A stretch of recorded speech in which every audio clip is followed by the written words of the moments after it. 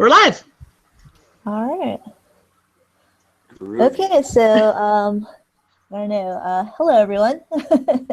So my name's Annette. I'm with Nettersplays all over online. And today, Mandi and I are doing a live chat, and we're also going to talk to our fellow Insta Gamers Network collaborators too. So, yeah, so if you all want to go ahead and introduce yourselves, we'll start with you, Mandi. Mandi? Yeah, sorry, I disappeared for a sec. There you go. I had two going at the same time. It's okay.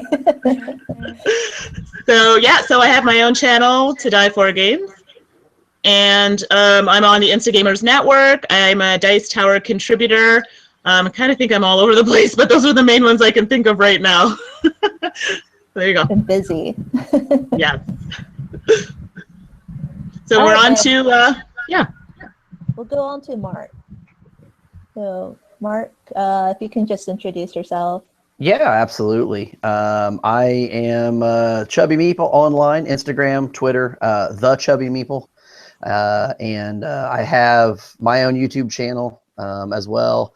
Insta Gamers Network, obviously, and will be. I'm actually working to become a Dice Tower contributor now, and talking with Tom right now. So we'll see what's coming here in the next coming weeks. See where else you can find me. Oh, that's great. Yeah, that's great. You're going to be a part of the Dice Tower. Yeah, it's fun stuff. Yeah. Yeah, they're very cool people. Mm-hmm. And what about you, Joe? I'm JoeSondow. Let's see. I mostly do stuff on Twitter and YouTube and Twitch, and I like hanging out with you guys and playing games. We like it too. Yeah, Joe and I, we actually live in the Bay Area, so we tend to play a lot of games together. Yeah, I go to Annette's house a lot. Yeah. Oh, I'm jealous. I go to that shelf that's behind Annette and say, like, I haven't played any of those. Which one you want to play? Yeah. Pretty nice. And next is Jeremiah. Hey, so I'm Jeremiah Acevedo. I'm known as the Board Game Renegade on Instagram and YouTube. I also contribute to the Dice Tower. I have a silly segment on Throw Punch Lunch, and that's pretty much it. I love games.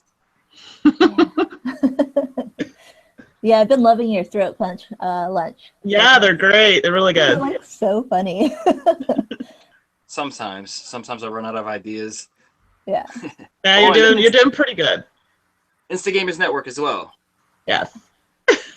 And then Shane, who's all the way from Australia. Yes. Here. Yeah, hi. Yeah, I'm very humbled to be in all of your guys' presence, really. I'm just a gamer. That's pretty much it. Oh. And as luck and chance would have it, I met all you guys on Instagram. So I just feel blessed to know you guys as friends, really. This is awesome. Yeah, so this is all new territory for me. I don't have a YouTube channel or anything. As I say, I'm more of a board gamer than anything else, but I'm just learning as I go, and I'm really enjoying myself so far. So, yeah, I'm just so humbled to be in the presence of you guys.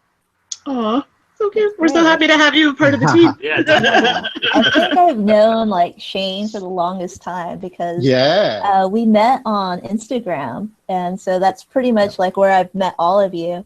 Wow, And, yeah. It's been great, like just getting to know people that are just sharing pictures, and then all of a sudden just chatting about them, and eventually building these relationships. So it's been really neat. I was just sort of keeping a board game diary via pictures, you know, and I wanted somewhere to put them. And I did put them on Tumblr first, and it was just sort of fairly pointless there. And then I started putting them on Instagram. And within 2 days, I sort of met Nettersplays, and we were talking about Glory to Rome, of all things. And, and then shortly after that, I think I added Jeremiah. So that was pretty much the first 2 people I've met online, I think. But, yeah, two great people. I'm very, very happy. Oh, nice. Yeah, and so Go on. I'm sorry, Mark. What were you going to say? I was just going to say, now I get to lose regularly to Netters and Charmbo and Jeremiah at Star Realms. Yeah. I cannot Those beat guys Jeremiah. Rushed I me. can't beat.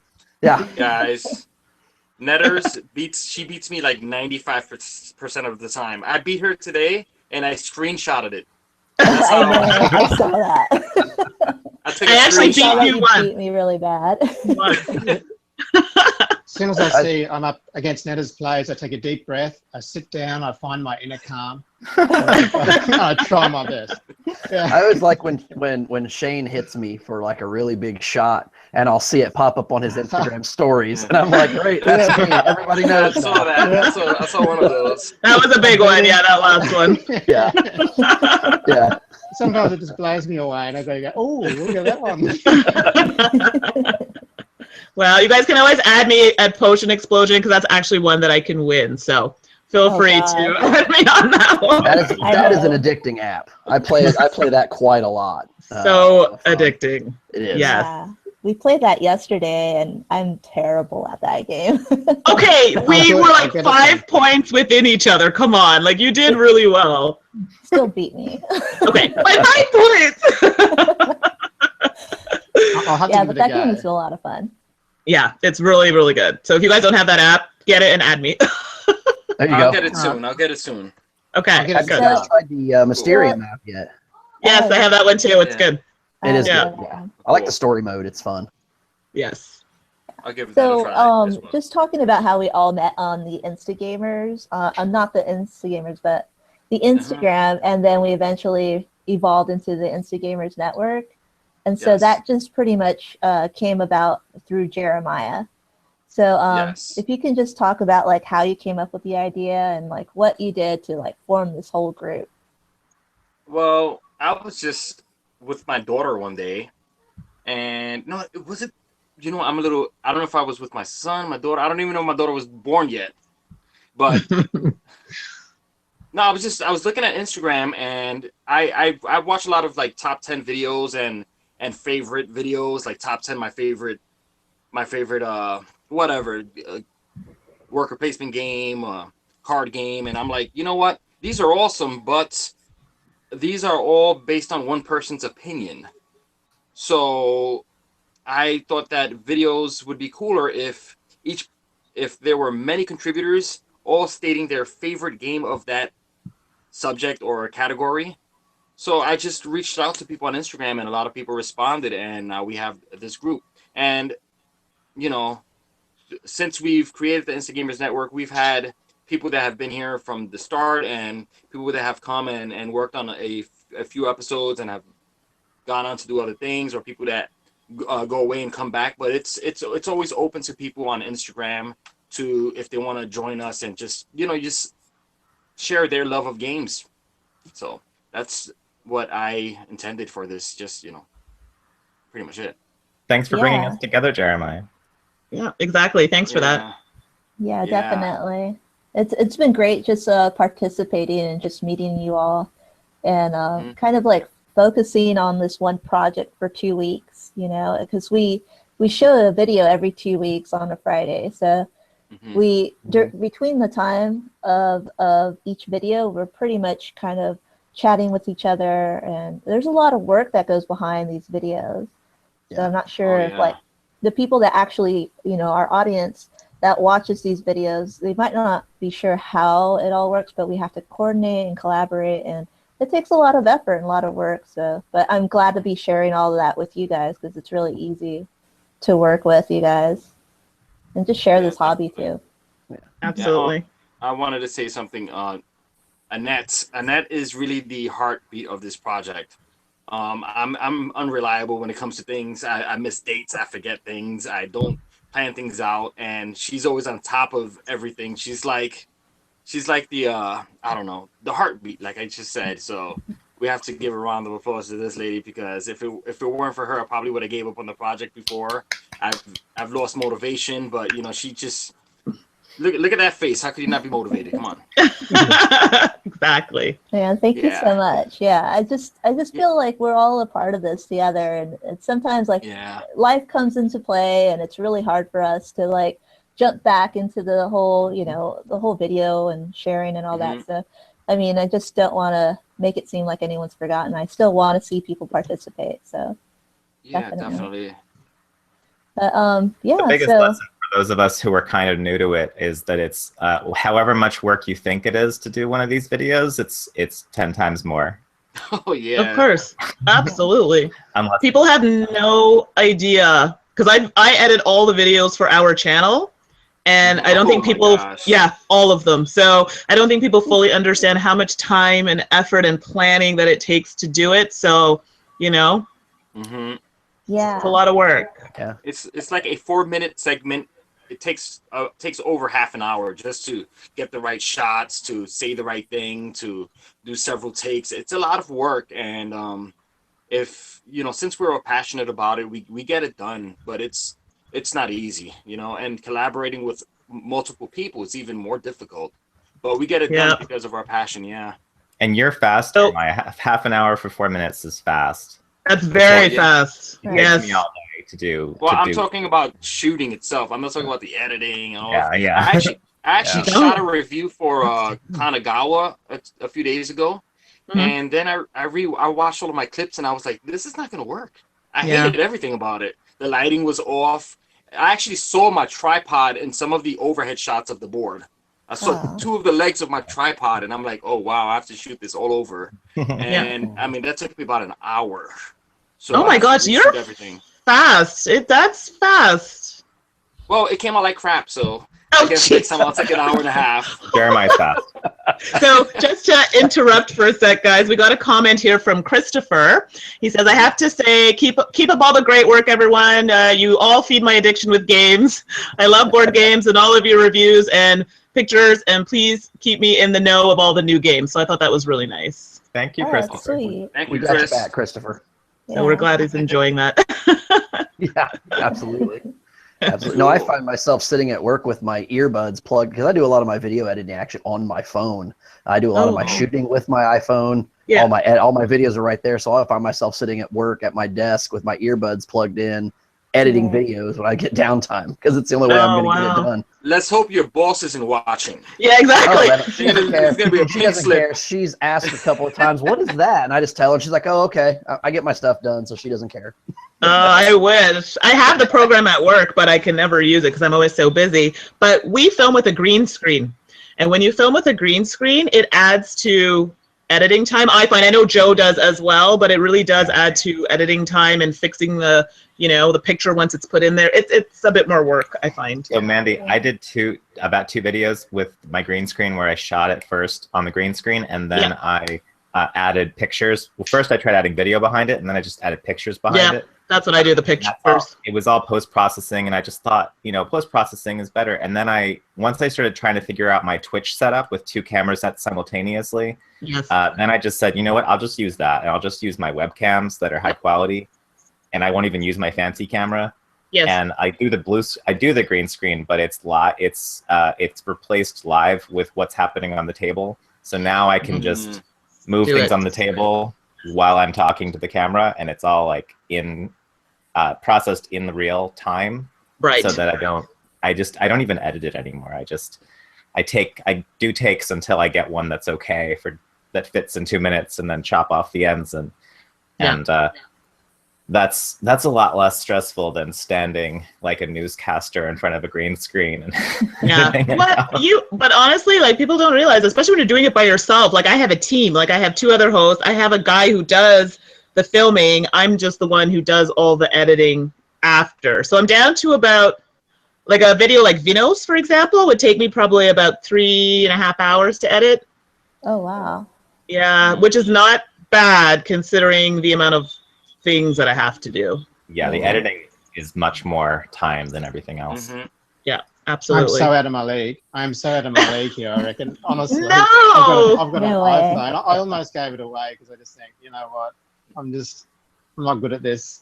I had to learn. Thanks for your I had to patience. learn. No. Yeah. I went from zero. And I was lucky that I had someone who gave me really good programs, but they were like, here you go, learn it. So if you look at our first videos to our videos now, much better. Yeah, it takes a lot of practice. It Yeah, does. your videos look very good now. They're nice and clean. The sound is right. The lighting is always perfect. Very good No, job. and- I remember your first video. I watched your first video. Yep. So you First can, few. Mhm. so you know exactly. And I have to thank you because you're the one who was talking about the lapel mic. So we started off with those inexpensive ones and then got better ones. So thank you for that. Yeah. Yep. Sounds very important in these videos. I think that's the most important thing, really. Absolutely. Yeah. Yeah, I added a lapel mic over the holidays because my sound was really low. I noticed in different shots, and so I added the lapel mic, and it's increased. The next step is to get lighting, because now the way I shoot, I have to wait till the lighting is coming in the windows just right and use natural lighting, because Right. overhead lighting puts too many shadows, and it's crazy. So And if then I you don't get have something a couple shot hours, before I right? go to work at noon, I'm like, okay, I got something to shoot tomorrow. You gotta go Amazon for the lights. Amazon for the lights. I'm telling you, I got some really big soft boxes. Oh, beautiful. Nice. I'll check it That's out. what I just got the soft boxes. Check I this love. out, Mark. Look, watch, look. You see this? Yeah. Oh, I have these umbrella lights. If you're on a budget, these things costed me like $12 for a 3 umbrella lamp set, nice. and they work perfectly fine. You know. Yeah, that's American. American. Canadian, they're such. Triple And it I'm if it's Aussie. Exactly. Yeah. So we're in a whole different boat for cost there. So I wanted to talk about like also some games too. Like, how about some games that you guys have recently been playing that you've really enjoyed? We'll start with you, Shane. Oh, me. Yeah, I've been playing lots of cool things, but yeah, my appetite for Euros has been pretty strong lately. I've been really enjoying Brussels 1892. Ah, yes. Yeah, I've been enjoying that one, and Trois is the other one I've been enjoying, Oh yeah. Mhm. and as we all have been enjoying Terraforming Mars. I don't think I'm alone there. hmm Yeah, but I also do like to get my Ameritrash theme-based fixes too, and the others at the moment really fulfills that for me. I'm enjoying that one. Yeah. Kane, for people who don't know, what's Ameritrash? Yeah, it's not derogatory. I don't mean it derogatory anyway. It's more of a. I'm not American, so you're not offending me. I'm not offended. It's just a word. That's really Yeah, weird. no, it is just What a is word, and yeah, I didn't realize until I sort of joined the hobby about the two main words, but it is really just what thematic. Relies a little bit on random dice rolls and things for actions, as opposed to rondelles and other things. It's more of a dice rolling thematic based game, is what I would consider that. Yeah. Yeah. Maybe something with like miniatures. Would that be considered it? Yeah. Because they consider Fury of Dracula. They say that's that type of game. So Yeah. Yeah, more They're theme. more generally like thematic based. right. Yeah. But more so than the bland Euros, which I love.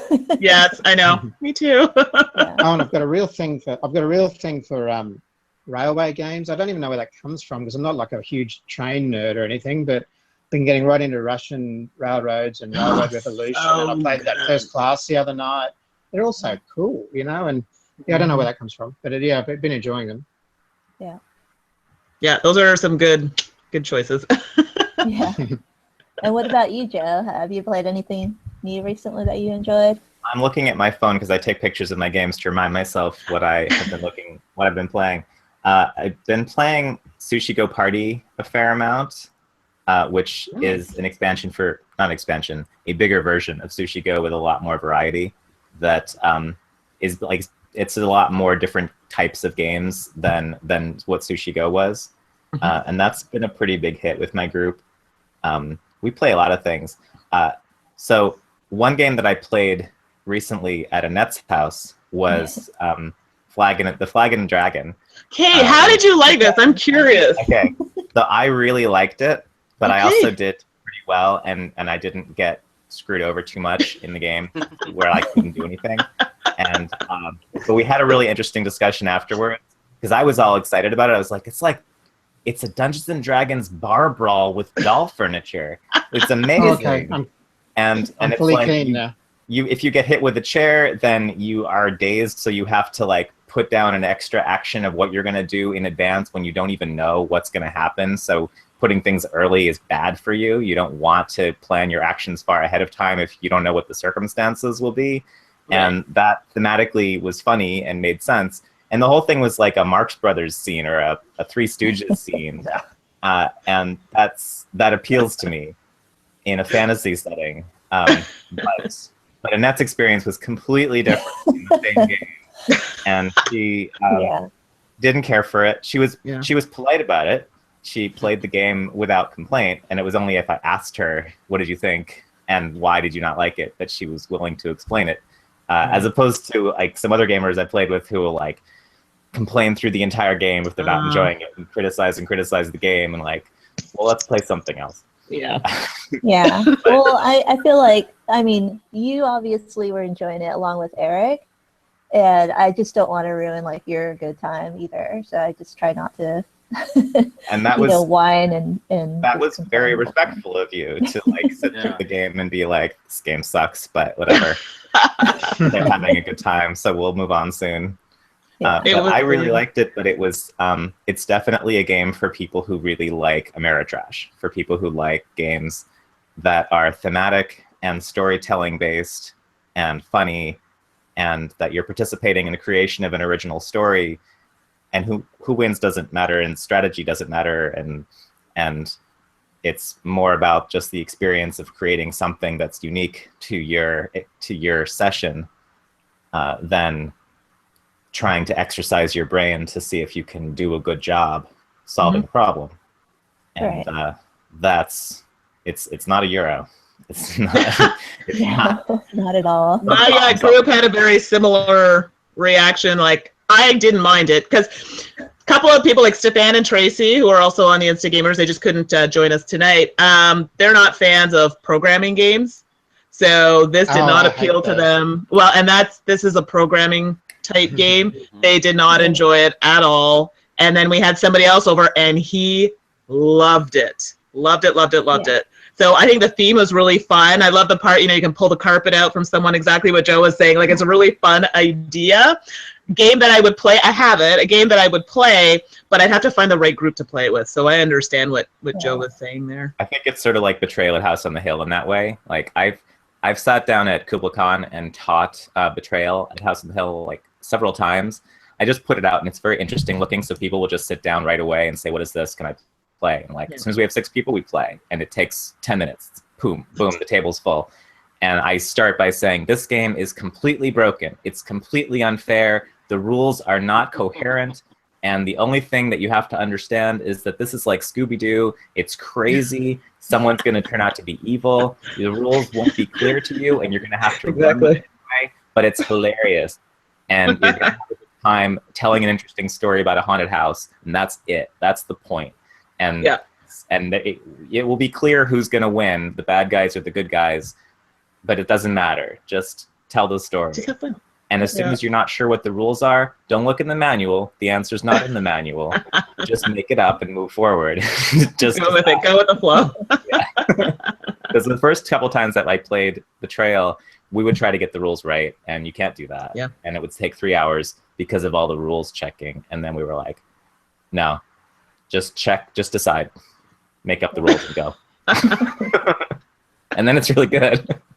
I think I'm like the only person in the world who doesn't like that game. I don't know. And every time I play it, I'm the one who has to do like the haunt happens with me every single time.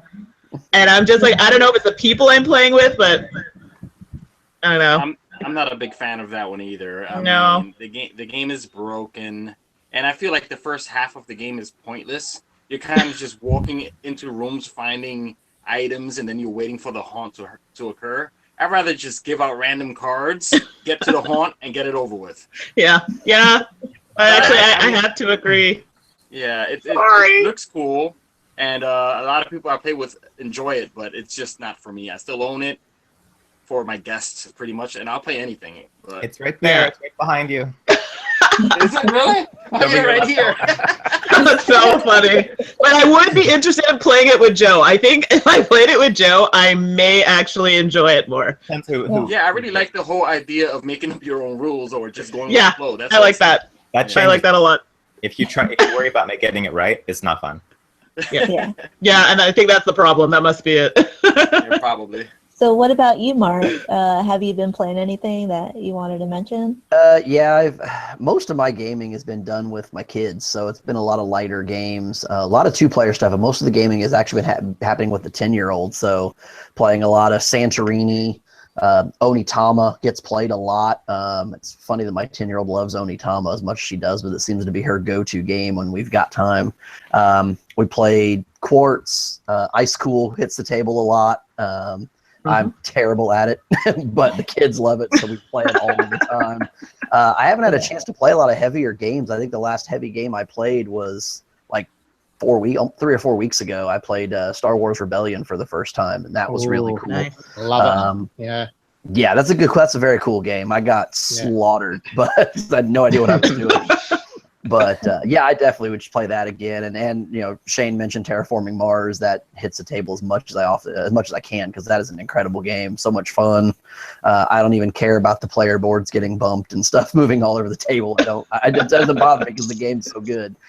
So yeah, I haven't been playing a whole lot lately because new work schedule and everything, trying to readjust kind of the flow of life again. But yeah, it's fun. We get out there playing. In fact, I'll be doing some coffee shop gaming with the 10-year-old tomorrow morning for about an hour or so before the day takes off. So it'll be good. It'll be good. Coworkers? What's that? You ever play with your coworkers? No, I just started a new job, and we the lunch schedules are all kind of skewed because it's a call center. So not everybody can go to lunch at the same time. So it's a little hard to plan because even my lunch schedule changes every single day. I don't know what it's going to be until I get there that day. So it's kind of an odd job, but you know, I like it. Pays the bills. Yeah. And like I said, I get to sit at my desk and edit my Insta Gamer videos. So it works out. Lucky duck. So what about you, Jeremiah? Have you played anything recently, like a game that you wanted to mention? Kanagawa was pretty cool. Yellow Games. Yeah, Bruno Cathala and Charles Chevalier. It's pretty much, I mean, it's got everything. It has card drafting, worker placement. It's a cool game. I mean, you're in Kanagawa, Japan in the year 1840, I believe, and you're an art student, and you have to draft these cards, which are lesson cards, and these lesson cards have either a studio portion on it or an art portion on it for this art print, and you have to play either or, but you have to build this tableau in your studio, which allow you to paint the print. It's an interesting game. It has set collection, very beautiful, very fun game. I like that. Also, I've been playing a lot of Teenage Mutant Ninja Turtles Dice Masters. I like Dice Masters. I always liked it, but I don't like the collectible aspect of it. So the fact that this is a self-contained set makes it easier to just get on the table, and it's very fun. And what else have I been playing? The TMNT board game is cool as well. So I've been playing that mostly, and I do play games at work sometimes as well. Two-player games like The Blood of an Englishman, Onitama, as Mark mentioned, and I usually get simpler games to the table, smaller games, especially in recent times. I really don't have the time to get bigger groups together to play something like that, bigger games, but smaller games rock. That's what I feel. Cool. And games at Mandi, what work. about you? Have you played anything? Have I been playing a lot of games because we're trying to ramp up for some more reviews. So I've been playing a lot. So tonight, as we were talking about, I finally got Amerigo to the table. Yeah. And I really enjoyed it. It's a Stefan Feld, so of course I enjoyed it. And I really love the tower. I don't know if anyone else has played Amerigo? No. Yeah, No? I played it. You've played it. It's I quite haven't. good, actually. So it's like a mid-level Feld, so I thought that was really good. And I've been playing Covert a lot. Oh, yeah. It's very good. I know Jeremiah would know this because he plays it. Yeah. So that's a really good one by Renegade Games. So if you guys haven't tried it, you should check it out. It's quite good. It's like a worker placement, but it's on the lighter side, I guess. So it's not too heavy. And then I think, what did we throw out tonight? Herbaceous. I finally got Herbaceous to the table. Oh, nice. Yeah, so I don't know. That was recent Kickstarter, and I love the art by Beth. So that one was really, really nice. And I would say The Networks. Oh yes, that is a great that game. Yeah, so we'll be doing it. You haven't played it yet? No. It's so much fun. At Gen Con, we spoke about playing it, and I never played it. And we never played. Play it. We're putting out a review on it this week. Okay. Oh, cool. Wow. So, Yeah, but I think the reprint's coming out. I'll probably grab it then. Yeah. and he's actually He's working on an expansion. Yep, that's what I was gonna say. I've been seeing and hearing news of his expansion coming up and some of the stuff he's been doing there. And I play the network solo. I do a lot of solo gaming, and it works really well solo. Yeah, the humor I find also really, really good. Like especially when you can associate what the show he's trying to kind of make a play on. Yeah. You know, on the cards. I think it's really, really fun. So if you haven't played it, you need to play it. It's good. I'm the same, Mark. I like a lot of solo games too. I'm a shift worker, so it's just not possible to get people together through the day sometimes. So it's great just to chill out with the solo. I like that. Yeah. Yep. I think it would be good. I'll say I do the solo gaming a lot for the same reason. My shift is opposite of most of my gaming friends because they all work during the day and I work at night. So it's kind of tough for us to all get together. But then I live in a home with, 10 and a 13-year-old who aren't here all the time. And I've got a girlfriend that I live with as well. And she just doesn't game. So so a lot of it is solo gaming, and which is another reason I absolutely love Terraforming Mars. I can throw that on the table and play it solo and not have to play, something like Onirim or something like that I like, but I'll play something a little heavier. I hear you. Right. Well, I heard Coffee Roasters is supposed to be good. I've not played that yet. I've heard good things about it. I need to get my hands on it. Yeah, and it's a solo. I've heard it's quite good. Yeah, that kind of correlates like with my New Year's resolution, where I wanted to actually try a little bit more of the solo gaming for New Year's. So this year I'm trying to get more solo plays of not just like Onirim, like Universe or the Omniverse type games, but also something like Terraforming Mars or maybe like Inkopolis. I've been playing a lot solo recently. And just some of the bigger games that I don't really get to the table a lot, and just kind of get to be a little bit more familiar with those games by playing it solo. So. When I see the player count, that's 1 to 5, it's a big appeal for me. Yes. Yeah. Yeah, I'm right there with you, Shane. I think that's why I like Scythe so much. Its solo component is fantastic. You actually get the feel of playing against someone because of that card deck, and you flip over the card, you do whatever the card says, and you get to take your turn, but you never know what that card's going to be, so you can't really strategize ahead of time. Just like playing against another person, it's fantastic. And the other one, if you're looking for solo games, Annette, I would also recommend The Pursuit of Happiness if you can get your hands on it. It's got a really good solo component as well. You basically have your own personal goals you have to achieve before your character essentially dies. It's like a worker placement game of life, essentially, but it's a fantastic game. The Euro version. It's like I want to try One Deck Dungeon. But sad. But this what? What did Joe say? Did you say the game of life but sad? What? Yeah, sad. Eric has the Pursuit of Happiness, and he said it's sort of like a newer version of life, but Euro version.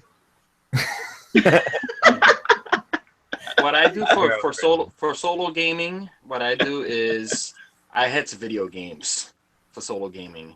It's hard for me to like lay out a big board game, and set up the pieces to play solo. So I have a bunch of video games, or I hit my mobile device and I play Star Realms with you guys or something, So I do that for solo gaming. What else? I like the game Friday, like smaller games like Onirim and Friday, but I don't think I could pull out a large board game and play by myself. That's just not you. I've done Caverna. Caverna was good solo, and I don't play solo like ever, but I do Caverna solo, and I like it. I want to try One Deck Dungeon. One Deck Dungeon. Okay, I don't know that one. Yeah, I want to try that solo. Good. I played that at Gen Con. Yeah, I got to play that at Gen Con. That's a fun game. And you can play that one with a campaign, so you can upgrade your character and even progress further with that character. That sounds cool. Yeah, sounds good. Cool. So what about you, Joe? Do you have any New Year's resolutions? My New Year's resolution is really to take my Twitch channel more seriously. I've been trying to I've been doing all this work to make it so that I can play cooperative games with people on the internet through chat, and but I have to keep doing it to make it established that people know that it's happening and that it's fun and they can join in. So I've been doing a lot of work to make that easier for myself, and I'm pretty much there. I'm going to start doing that more often. That's while you're talking about solo games, I have an Amazon wish list of just games that are 1 to 5 players, or that are either solo or cooperative, or both. Like, there's not much difference between cooperative and solo to some degree. Like, if it's cooperative, you can play it solo, or if it's solo, you could just sit down together and try to beat it. And that works really well for Twitch, because you can have you have to have like public information, that there can be no secrets if you're just all sharing one view of the board. And that's like the criteria I have for what works well on Twitch. Either that, or the secrets are all just me. I could have the secrets, like I can play code names. I've done that on Twitter, like single team code names where you're just trying to beat the AI, and the AI just gets 1 or 2 every round. And that's pretty fun, because then it's like you guys were saying, when your significant other doesn't want to play a game, and you don't have any game night scheduled, but you want to play some games with people, you can play on the internet, either through a video game format or through something like Onitama. I've seen people play that on Twitter because it's public knowledge, and they can just take pictures of the board and just go back and forth with their turns taking pictures. And you can do that with code names, and you can also do it with live stream video, which I think is cool. Yeah. It's a slight variation on the the game streaming culture. So you have like 2 or 3 videos up already from Twitch? From Twitch, I just did the one real full one that was a zombicide scenario, which worked pretty well. It's just I have this this camera on an arm that I can move around and point at things and like leave it there, and I'll just show like every step of the way what needs to be seen, because I was looking at the way Rado and Rodney Watch It Played, the way they do board game videos is a moving camera, or a camera that shows like wide shots sometimes but close-ups other times. And I realized that you have to do both if you really want people to understand the game, because that's how we play board games naturally, is we use our bodies to move closer to the table or to move away from the table and look around. And if you don't have that ability to focus on parts of the game at different times, you can't actually make good decisions. It's impossible. And it's very challenging to get that ability across to a live audience via camera, because you can use a camera phone like Rado does, just point your camera at whatever is happening. But he doesn't do live interactive ones. He just shows you his process while he's playing. And so I wanted to be able to do that without holding the thing, and also while showing my face at the same time with a green screen. So that was kind of complicated, but I researched how to make a movable camera arm out of a lamp, and it works pretty well. Yeah, I'm looking forward to seeing more of that. Yeah, me too. Yeah, It's so fun. what about you, Shane? Do you have any New Year's resolutions too? Oh, I sure do. But first of all, before I go, just to reply to JoeSondow, yeah, I would like to try the internet thing for a large game like TI3, where you can sort of take pictures, and because it's almost a role-playing game, that one. I think it'd really work well over the internet. I think you could sort of do it Which well game? that way. But anyway, Twilight Imperium 3. It's a massive game, so I think broken down into like an internet game would work really well. So yeah, I'd love to try that one day. Yeah. Cool. I'll play with you. Yeah, cool. All right. Now, on to my New Year's resolutions. My 2 main ones for this hobby. One is I'd like to get back into D&D. I've sort of neglected it a lot. Any sort of campaign style like that I sort of struggle with because my hours are so weird. But I really want to get into D&D more, because I really love it. And look, it's going to be really tough to do because I've got Gloomhaven coming, which I'm excited for, and that's going to take my campaign timing away, I guess. So, but I would like to get into D&D. I'm going to hold that thought up the back there somewhere and hopefully get there. And the other one is to stop buying games and start playing them. So I've failed at that Good already. luck. Not gonna happen. I'm trying so hard to just play what I have and be happy. I'm happy. I've got lots. Then Right. something else comes along, and oh my God. Yeah. Nice selling some. Oh, I have been selling. Yes, I have. I've decided now that if I can't fund new games without the old games, then I've really got to think twice about it. But yeah, I'd like to spend my time playing the games I have and mastering them without buying more, and I've failed so far. So I've got another 10 months to get it right. I don't like my chances, but I'll try. So my 2 New Year's resolutions to, 1, get back into the world of RPG gaming, because it's just such a fantastic storytelling sort of environment, which I love.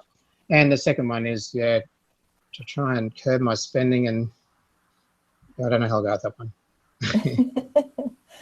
Well, you'll be busy with Gloomhaven once it arrives. Oh, I'm really looking forward to that one. Yeah.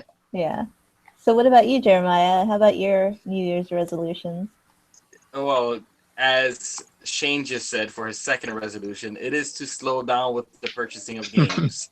And I have been extremely well with it so far. We're almost in February, and I have purchased 0 games. No Kickstarter games, Nice. no retail games, nothing. Oh wow. And I'm pretty pumped about it. Yeah, so I have an unplayed selection of games that is probably larger than some people's collection, believe it or not. I checked it last night because Annette and I were discussing it, and I was kind of like going through my collection, and I didn't even finish going through my collection, and I got over 70 unplayed games. 70. Oh. 70. Oh my Well, God. you still don't beat Tracy and Stefan. They have 102. Holy Oh my moly. God. Gosh. I have over 70 unplayed games. That's And a lot, then though. I have probably around 30 to 40 games that I've only played like once. Oh no! Uh-oh.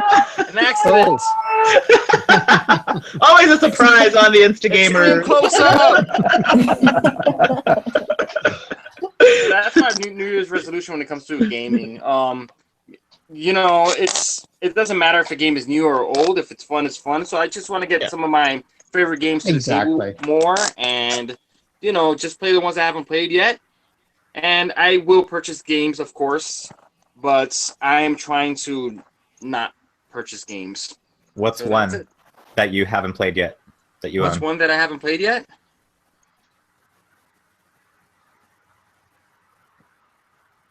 Star Wars Imperial Assault. I purchased that for like $8 at a closing Barnes and Noble. Wow.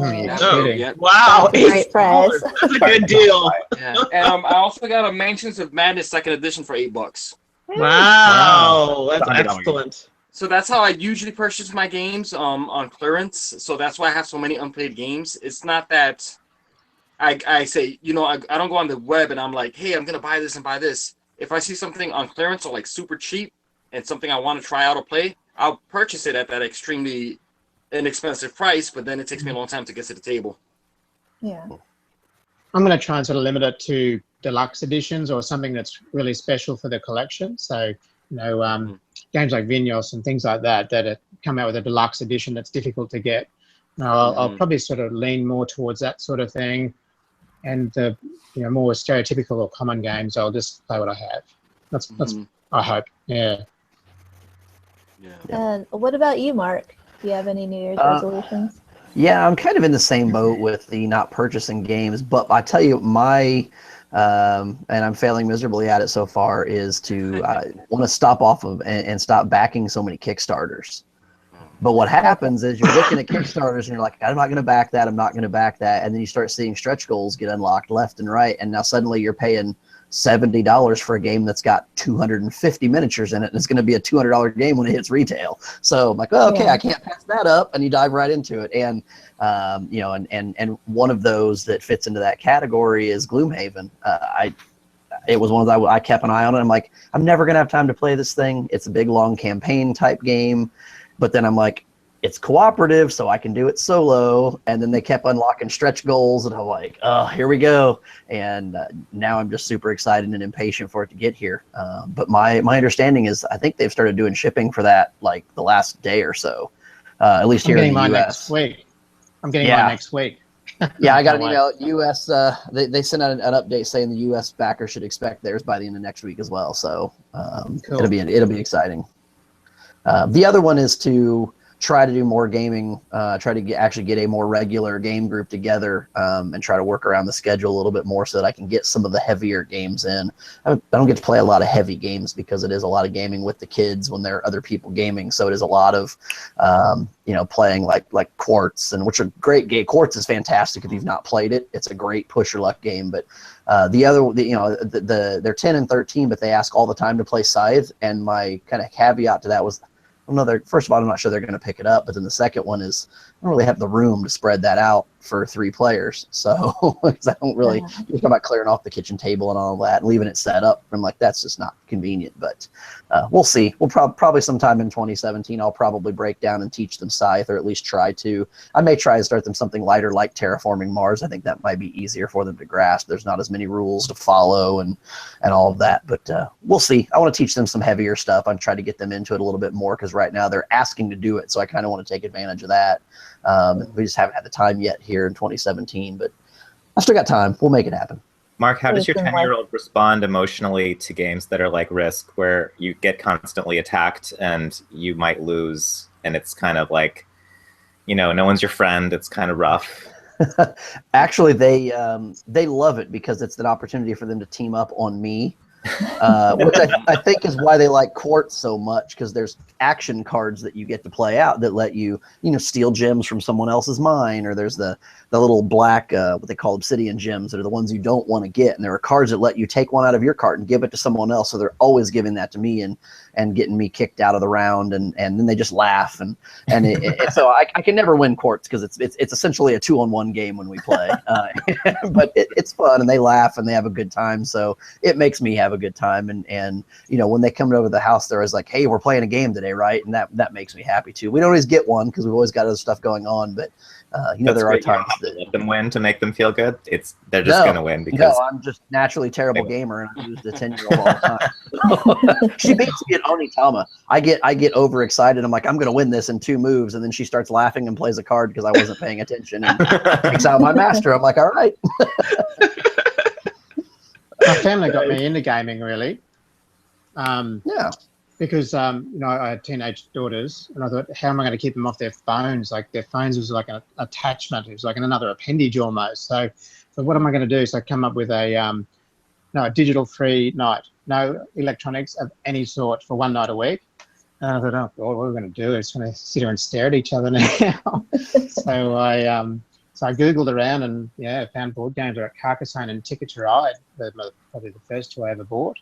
And what brings the family together it was amazing, actually. And conspiring against me to win sort of turned into just open lines of communication where a fellow like me can have trouble relating to a teenage girl, and I found that this was a huge bridge that bridged that gap. So I could all of a sudden communication came very easy. So I've got a lot to thank for games, and then it's turned into this ridiculously obsession now where I think the family hate it more than anything else. But that's where it all started, really, was just trying to keep my kids off their phones. And it's been really positive. So I'm just going to jump in here, a couple of good comments. Christopher writes, he's trying to curb his spending, but with all of our good reviews and board game events, thanks to Jeremiah, he just purchased Splendor and Unusual Suspect and The Blood of an Englishman. And Chris, I know which Chris this is, by the way. You do? Okay. Yeah. And he also said, thanks to Nettersplay, he's waiting for Cottage Garden to come to retail because of your review. Oh, great. Awesome. Yeah. What's I up, love Chris? that How's it going? I'm I happy love you that joined game. us. Excellent. Yeah, he Yeah. came to a board gaming event that I recently threw at a local brewery. It was awesome. Mm-hmm. So Looked really fun. That's where you met Chris at the brewery thing that you had. Yeah, and actually, Chris also. I actually met Chris, or the first time I spoke to him was on Instagram, and I had a giveaway contest for a game. I don't remember what it was. I don't know if it was a TMG game, but I ran a giveaway contest on Instagram about a year ago, and he won the item. Like, I randomly drew his name, and then it turns out he lives like 2 miles away from me, which is very coincidental. Nice. And we have another comment here. Jobby says, "I like your window, Charmbo." Oh, Yeah, I do too. It's one of the reasons why I bought this old house. Yeah. I love those LED lights. They're beautiful. Yeah. If The he sun comes opens it, through it's them and probably like some sort of critter, some Australian critter out there wrecking havoc. I do have a huge carpet snake live in my ceiling, so he comes Really? and visits every That's now. crazy. Yeah, absolutely. Yeah, Kill it. He's good. No, he's very friendly. Yeah. I would be All I have to freaking worry out. about here are hood rats. Hood rats. Yeah, they scare me more than my snake, though. So what about you, Mandy? Do you have a New Year's resolution too? Well, I already broke one. I said I wasn't going to buy lots of games, and I think before this conversation started, I think I listed to you about 6 games that I just bought in the past week. So, got to work on that, but I'm really excited to get the colonists to the table, just throwing that out there. And Kickstarters, because the Canadian dollar, like with the US pricing, it's brutal. So I have to really watch my pennies with Kickstarters, because before I know it, yeah, and you would know this as well, Shane, because in Australia, sometimes it's very similar.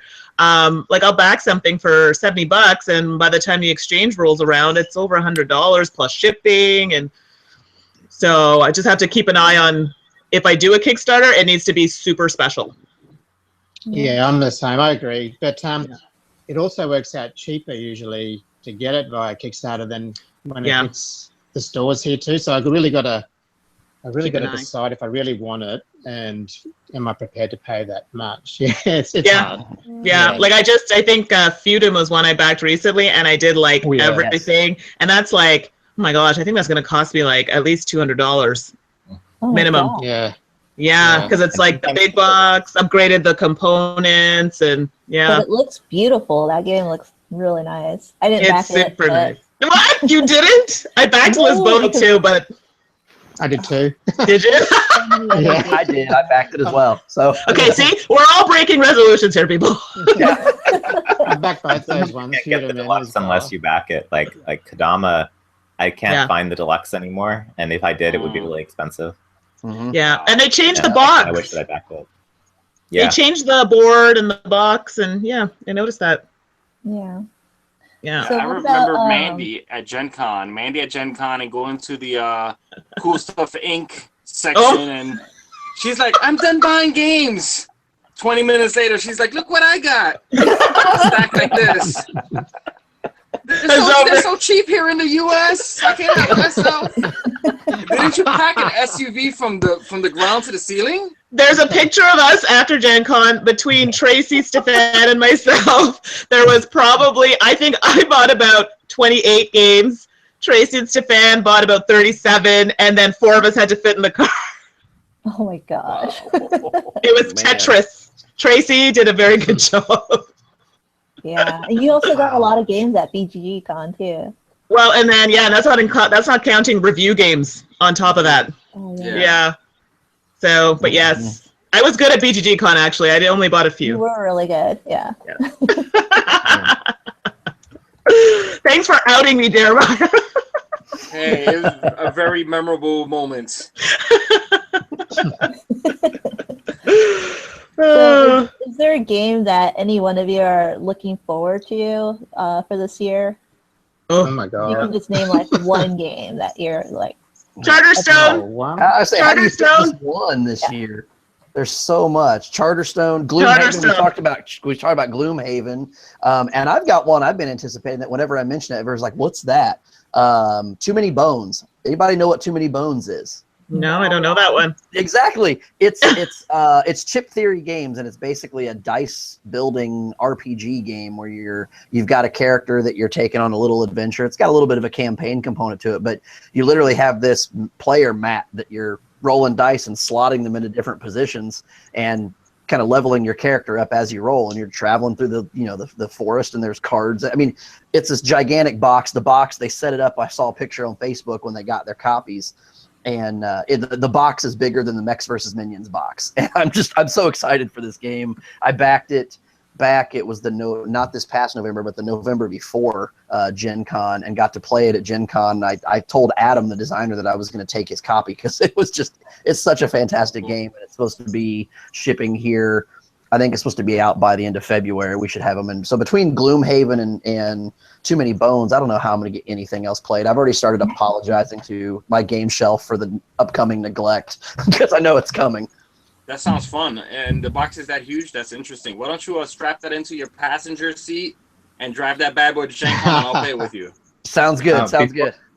Before we move on completely, I just wanted to show you if it's going to show what I'm screen sharing at the moment. You guys are terrible. This is Mandy's there it goes. Board games that she filled up from Gen Con. That is That I thought amazing. was epic and amazing. Tracy trying to wrap it in so they don't the car doesn't fall apart That's like from the the best quantity thing of board ever. games in it. You guys are awful. Now, did Tracy have to hang on the back of the car all the way back to Canada? No, it was a close call. We actually either that or get rid of the sleeping beds, but we managed to keep it home. You gotta fly home, Tracy. We don't have room for people in this car. They actually had a big parachute, and Tracy and Stefan went parasailing back to Canada. Exactly. 14-hour drive, let me tell you. Yeah. Wow. Thanks for that, Joe. Oh, you're welcome. Awesome. I was like, I know this is on Twitter. Oh, of course it is. I couldn't believe it when you saw that. I was dumbfounded. I was like, no. How can that be? How many thousands of dollars is that? I don't understand. It It's was a whole game in itself. It just fit everything in there. Well, I actually purchased about, I think, 17 or 18 games from Gen Con, and I also got a few review copies. So I had around 20-something games, and I flew in, and I literally threw out clothes to fit more games in my bag. my God. I left 2 pairs of pants and a couple of T-shirts in my hotel room garbage. Oh, my God. I'm not joking either. I'm being completely honest. See, I'm not the only one. It was worth it. Well, at BGG-Con, one of my friends told me about using a foldable suitcase or like a foldable bag. So like it compacts to like a small little square, and then you like unfold it, and it turns into like this huge like bag that you can put your whole game set in there that you buy at BGG-Con or Gen Con or whatever. And so I think I brought home like over 30 games or something. Like Wow. Oh, yeah, you got a lot. You got a lot.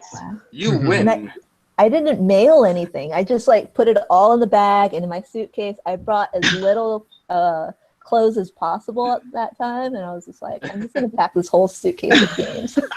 Yeah. You were prepared, though. Like, you had the bag. You were prepared, I must I'm say. a pre-planner. Yeah, it was fantastic. That was good. Well, you brought this in. Yeah, that's why I like Euro games, because it's all about pre-planning. Yep, exactly. Okay, so a board game about going to a convention and buying as many games as you can and bringing them home successfully. Pick up and deliver Good game. idea. We should all work on designing that. Yeah, exactly. See?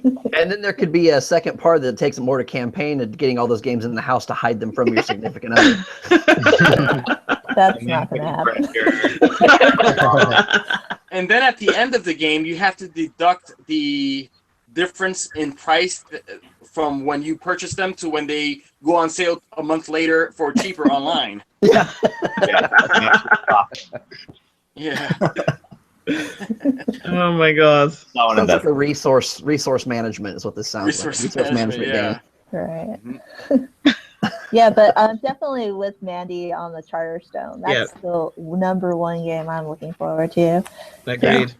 I don't know if you've all heard about this game, but it's got a city building, like economic legacy game, and it's just like the legacy game I've been waiting for to come out. It's exactly. like a Euro legacy game.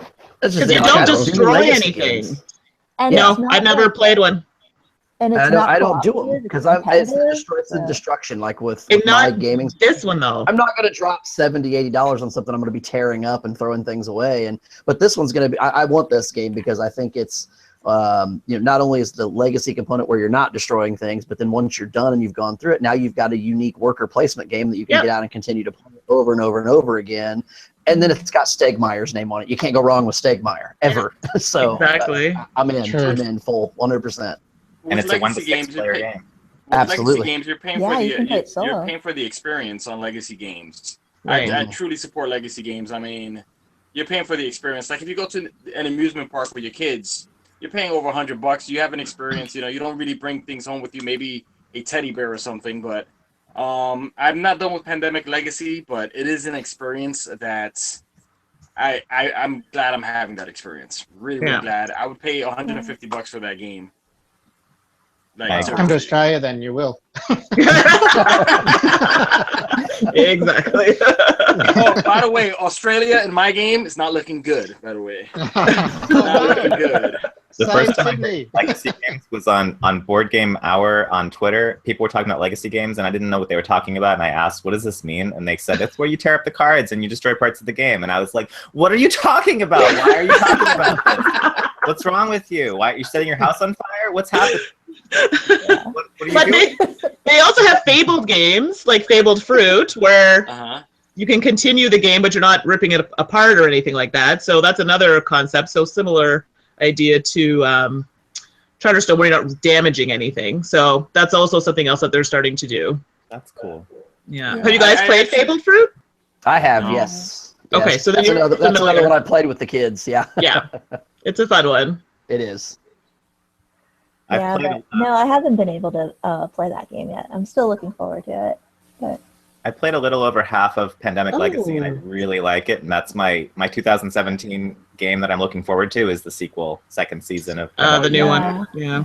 Yeah. I still Joe. gotta finish season 1 before I go on to that boat. I haven't played it. I've never played Pandemic actually, so Wow. I knew someone was gonna say that. Wow. It doesn't appeal to me. It's just not my type of game. It's awesome. Hey Joe, since you're with me on the Pandemic Legacy thing, and you haven't finished it yet either, right? Mm-hmm. Isn't the fact that you destroy these things, isn't that what makes the experience what it is? Like there's no turning back. It adds tension and anxiety. Yeah. And there's no turning back, and it's just a feeling that you would not get with a game that you could just reset. Because a game that you can reset, you could just say, you know what, let's do it over. It makes your decisions matter because then you balance. It really make does decisions matter. during upgrade phases where you're like, well, hang on, are we gonna do this to win this game tonight, Mm-hmm. or are we gonna do that so that we can have a better world to face for future games? Mhm. And it's like there's like an extra metagame happening because there's no.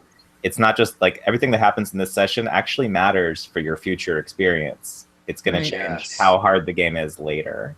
Yeah. It's crazy. Can I, sorry, I'm going to jump in for a sec. We got a comment here by Jubby. Says, oh, there was mention on Stonemeyer's site where it looks like you may be able to buy a sort of reset mechanism for Charterstone. Ooh. No idea how that might work, but sounds really cool. Huh, I wonder what Stegmaier's a that genius. means. I love Yeah. Stegmaier. There, I said it. And he's very nice. He is, yeah. He's a very nice guy. I've worked with him. I worked with him at Gen Con, and he responds to emails like I've never seen so quickly. Oh, he's really good. Wow. Yeah. Yeah, but is there any other game besides? the Oh, ones you yes, I have mentioned? one. Yeah, one that I'll probably be nagging you to play, Annette, and that is High Frontier. It's very mathy and planning, and I think you'd really like it. So when I get The that third and edition sort is it out, coming out, right? yeah, I that's think I what- just yeah. threw up in my mouth. You said Matthew. So that is one I'm looking forward to. That and Yokohama is the other one that I haven't been Yeah. mentioned yet. I'm looking forward to that. as well. Yeah, I Yeah, got so- that one. Got that deluxe. Yep. Oh, and the Seventh Continent. I'm looking forward to that Yeah. too. I haven't heard, like, I just recently heard about that one, so I kind of want to check that one out before I even fathom the thought of buying it. Yeah, I grew up on Choose Your Own Adventure books, so so it's me to a T, I think. Yeah, I'll be really Yeah. looking forward to it. Yeah. Yeah.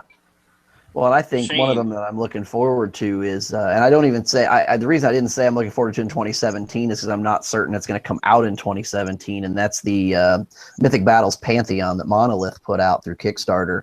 I mean, Conan took 2 years to come out, so and this game looks like it's got even more content, more that you can do with it. I'm not certain I'll see that by the end of 2017, but it's another one of those that got my Kickstarter funds because they kept unlocking content. I think it was something like 250 miniatures in this thing, and it was like $80. So it was a steal. So I had to dive on it. But like I said, it'll probably be 2018 before it hits because Conan was 2 years. So Okay. Well, I guess we should probably wrap this up now and maybe just go down the line and just kind of let people know where they can find you online. So we'll start with you, Shane, if you can just let everyone know where we can find you. I'm the easiest one. You can try me on Twitter, but I'm absolutely hopeless on Twitter. So it might take me a while to figure out how to reply and then where that reply goes. But Twitter, well, the Instagram is where you'll definitely find me there. I'm a big Instagrammer, and yeah, I think that's that's it. I think, and Insta Gamers Network. Yeah. Yeah. What about you, Jeremiah? You can find me mainly on Instagram. Instagram, the Board Game Renegade. Also, my own YouTube channel, the Board Game Renegade, and the Insta Gamers Network. And where else? I think I do something else. Yeah. Okay. Let's go to the next person. I'll figure it out. Oh yeah, the Dice Tower on Throw Punch Lunch. Yeah, that's it. Nice. And you, Joe? I am I spend most of my time on Twitter at JoeSondow, JoeSondow, and my Twitch channel is also JoeSondow, and so is my YouTube and my Instagram. That's easy. Yeah, It's a name. straightforward. Yeah. And how about you, Mark? Instagram mainly, and Twitter as well. Both of those are the Chubby Meeple, and the is there important on that, the Chubby Meeple. Even after I set it up, I kept going to Chubby Meeple and like, why can't Instagram find this? I know the account's there. So the Chubby Meeple on Instagram and Twitter. I've got a YouTube channel as well. You just search the Chubby Meeple. It's one of those channels where for some reason it won't let me set a custom URL because I don't have enough followers. So come follow me so I can get a custom URL on that thing. But until then, just do a search for the Chubby Meeple on YouTube. You'll find me on there. It's a fairly new channel, so there's probably like 7 or 8 videos there. I'm trying to ramp up some content there as well. I'm on BGG, but there I am actually at bloominoctober. So it's like the word blooming without the G and then October, all one word smashed together. And BGG won't let me change my username without setting up a new account. So yeah. I just kept it because I've got my game collection and everything on there. So you can find me there as well. And that's, of course, Insta Gamers Network and hopefully soon Dice Tower as well. All right. Nice. Mark, I just subscribed to you on YouTube. Uh-oh. Nice. Thanks, Joe. I think I'm like a quarter of the way there now. Sweet. And how about you, Mandi? Okay, so now that I'm actually paying attention this time, before I start, actually, someone, Christopher wrote, thanks to all of you, keep up the great work. So he just wanted to impart that to all. Yeah, so I'm also known as the Board Gaming Pinup Girl. So it's actually Board Gaming Pinup Girl. The is not there. And you can find me on Instagram, Twitter, obviously here on YouTube with To Die For Games. We are also contributing on the Dice Tower Board Game Breakfast with our Board Gaming with colleagues. And I'll be doing random Google chats as well. I'm on Insta Gamers Network, and I'll be doing chats with Annette or whoever wants to join us. Yeah, and for myself, my name's Annette, but I'm known as Nettersplays all over the internet. So I'm on Twitter, Instagram, Facebook, YouTube. I'm also part of the Insta Gamers Network and also part of Meeples Included. And so I like to collaborate with a lot of things, and also Favorite Game Friday, who is on Instagram and it's also been picked up by the Dice Tower. So. Mm-hmm. Yeah, I forgot about that. Yeah. Yeah, me too. We're dropping the ball, Jeremiah. It takes like 5 seconds to shoot. Like, it's so new, and it's just a great place. Like, it all started on Instagram as well. So. Yeah, I haven't done that one. Cool. Yeah, I don't know that one. What's it called? Very cool. It's called Favorite Game Friday. Yeah, I see those videos. I've seen it done. It looks great. They pop up in my feed all the time because a lot of the contributors I follow individually, so they all repost it. Yeah, everyone reposts it. Because I think it's Roy, Epic Gaming Night, posts it, and everybody reposts it from there. And that's a cool segment. I think it's cool. Just throw a quick video in there and do that. I think that'd be a lot of fun to do. So just throw them a message on Instagram if you want to be part of it. Okay, Yeah. I'll hit him up. I'll hit him up there. I mean, I've chatted with him like when Jeremiah's done his live Instagram videos. We've ended up chatting with him, and Yeah. like Wes and Tom from the Neverboard Gaming guys will be on there Yeah, those chatting. guys are really cool, by the way. They are very cool guys. I Yes. had some cool experiences with those wacky guys. Nice. I love their videos because it's like they don't take themselves seriously, and I don't either. So I think Yeah. that they're fun to watch. So Good. Is it Yeah. from Epic Gaming Night? That's what I'm Yes. finding. Like, Yes, search that's it. for them. Yeah. Yeah, Epic Gaming Night, You got it. yeah, Favorite Game Friday. Hmm. It's pretty Yeah. much, it's like the Insta Gamers Network, except everyone's clip is 2 to like 5 seconds long. That's Super it. short. yeah, it's literally just this is the game I'm picking this week, and that's it. Yeah. It's Right. fantastic. Well, there's only Great. so much you can say like on Instagram, so it has to be Yeah. cut short. Yeah. Yeah. Yeah. But Very it's cool. also on Dice Tower, and he kind of goes into it a little bit more and kind of explains it. So Yeah. it's a good outlet for everyone. Exactly. Very cool.